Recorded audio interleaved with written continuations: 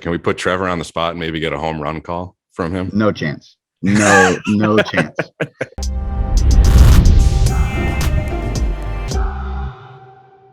Hi, everybody. Welcome back to Pinstripe Prospective here on SNY. I'm Sweeny Murti, along with Conor Foley. We have two great interviews coming up for you in this episode. We'll speak with Yankees Triple-A hitting coach Trevor Amicone, plus a conversation with one of the Yankees' top pitching prospects, Hudson Valley's Beck Way. We'll get to those guys in just a bit.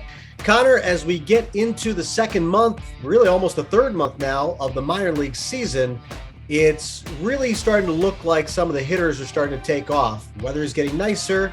Weather's always been nice down in Tampa, where Jasson Dominguez is really starting to take off and is starting to show some of the promise that Yankee fans have waited a long time to see. Yeah, we really haven't seen him go on that hot streak that's going to, start driving people crazy and throwing the hype into overdrive again. We're starting to kind of see everything that we have been, promised by the scouting reports with this kid, who is still 19. And even though he's back at this level for a second season, he hasn't played 100 games there yet. So we're still that early in this guy's career. Dominguez is starting to flash all the tools and put up the numbers that go with it. And if that continues, a promotion from Tampa to Hudson Valley can't be far behind. I recently had a chance to visit Hudson Valley and talk with one of the pitchers there who had a pretty good showing last week. Fourth round pick in 2020 is Beck Way, a 6'4", 200-pound right-hander from Pennsylvania. And he had himself a really good outing on May 21st, 5 scoreless, 2 hits, a walk, and 7 strikeouts after a bit of a rough start. Interesting guy to talk to. Here's my conversation with Beck Way. Beck, I'll bet you never thought you'd get to A-ball in the Yankee system and meet somebody who was born in Harrisburg. Hi, how are you? Good, how are you? I didn't know you were born in Harrisburg. Yeah, Middletown High School. Okay, yeah. Cumberland Valley High School. You ever play Middletown in any of the sports while you were growing up? Football for 8th grade. 8th grade football okay. We did, yeah. But that was it, no high school. I heard you played mostly shortstop growing up too, right? Yeah, shortstop, transitioned to outfield in high school, and then turned pitcher for college. So how did that transition develop? I mean, everything was meant to happen, really. I had a natural, fast, quick arm, and it transitioned right on the mound right away. I saw instant results. I mean, my mechanics were good once when I stepped on the mound. So I think it was mostly like pulling down from the outfield, pulling down across from shortstop, and then that transitions to the mound. My grandfather passed away when I was in 8th grade. He literally would be like, dude, you're not going to pitch. Like, that's, like, you pitch down the road. Like, you're going to go to the big leagues and you're going to be shortstop, all this stuff. And he would tell people that even when I was 9 years old. He'd literally be like, hey, he's going to go play in the big leagues, like, all this stuff. And when I was in high school, I maybe had 1 start in high school, maybe 2, and I rarely pitched. He loved watching me, and he was my coach in Little League for a little bit and stuff. It was cool. One thing that I was told that stood out about you last season was that you got stronger as the season went on, which is a little unusual for somebody who doesn't have a lot of professional experience. How did you manage that? What did you find that you were still strong and throwing harder by the end of the season than compared to early in the year? Well, leading to that, it was more just sticking to my routine, like having routine set and sticking to it, and maybe not the lazier days when I feel like not so hot, just sticking to that routine, like, hey, if you get this workout in, if you get this, it'll benefit you. So I think that's what helped me the most, was not getting out of routine. So by the end of the season, I was really locked in and I was really strong. All right. How about your repertoire? For somebody who does throw mid to upper 90s at times, you're not throwing quite as many fastballs. You use a lot of your other pitches. What goes into your plan of attack there? Well, a lot of it has to do with like our statistic team and like the analytical side of things. Like when they pull me together, they're like, hey, your slider is your best pitcher, your cutter is your best pitch right now, so throw them, basically. Mm-hmm. So like I go off what my strengths are. So if my slider is good and it plays against the hitter, then I'll test it. And it resulted in less fastballs, and that's kind of just been the game plan. Whatever I have on the mound that day, I compete with. But I would say that I lean more towards analytical side. Like whatever my strengths are, I'm going to pitch to those and try and execute to those. Fun conversation with Hudson Valley's Beck Way, one of the Yankees' young pitchers on the rise. All right, let's check in with some hitting at AAA with Scranton Wilkes-Barre hitting coach Trevor Amicone. Trevor, thanks for joining us today. Absolutely. Glad to be here. Trevor, one player in particular who has big league service time and is trying to work his way back is Greg Byrne. And I'm sure you've seen video of him when he was running successful and what he was doing.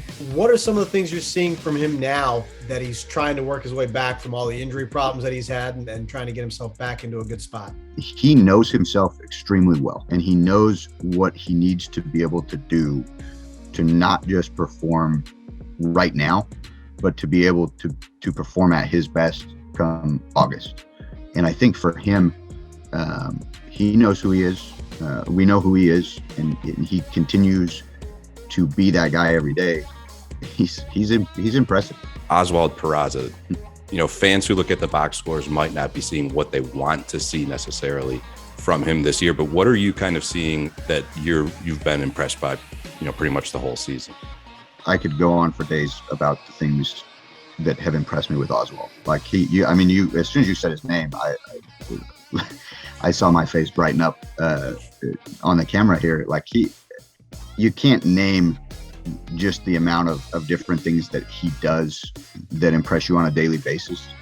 But I've been pleasantly surprised by the way that he's taken game plans into games against this caliber of pitching and executed them. The way he has adjusted at bat to at bat within games, the way he's adjusted game to game within a series. It's been incredibly impressive for a 21-year-old at AAA. He is doing things he's never done before. He's hitting the ball harder than he's ever hit the ball. He's hitting the ball harder, more consistently than he's ever done. He is hitting the ball in the air more than he's done in the past. He is making better swing decisions than he's done in the past.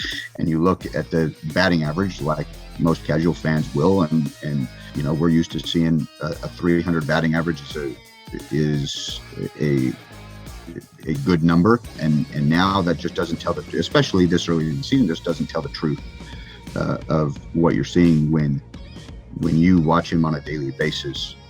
Another guy who's been impressing you all year this year and who's gotten even better as the weather has warmed up is Estevan Florial. Now, you didn't necessarily see him that much last year, so what has maybe stood out to you about him this year that you weren't expecting to see from him? Yeah, Dietrich joined us again here this week, and he was here last year, a good portion of the year. One game in, said flow's different. He came to me after one of the games at the end of the Buffalo series and took ownership of his training and said, I got to change some things. Let's get to work. And he has done that. He has taken ownership of what he's doing. He has always worked hard. He is now just targeting his training a little bit better to solve the problems that need to be solved for him, that as he chips away at, make him a big leaguer. And for the last month, he's played like a big leaguer for sure. Trevor, listen, thank you for giving us so much time and for all your insights here. Good luck to the rest of the way here, and hope to check in with you later in the season. Absolutely. Thank you guys for having me. And now it's time for our segment, An Alternate Angle, with Conor Foley. Conor, the Yankees pitching depth took a hit with Luis Gil needing Tommy John surgery, wishing him well on his road back, but it offers an opportunity for somebody else, a pitcher who's made a pretty good name for himself in Double-A already and on the way up. Yeah, one of the first kind of big promotions of the season is the Yankees sending Ken Waldichuk up to the Rail Riders for his first taste of AAA, and he made a pretty good debut, struck out 9 in 5 1/3 innings, and I think we'll be seeing a lot more from him this year, especially with not only Luis Gil going down, but also Chad Green going down. You're starting to see a couple 40-man roster spots open up, and we'll start to see some new names of guys who can possibly help out the big league club. Waldichuk's AAA debut was on May 22nd, and he is now just one step away from the big leagues at Scranton Wilkes-Barre. That'll do it for this episode of Pinstripe Perspective. For Conor Foley, I'm Sweeny Murti. Thanks for watching.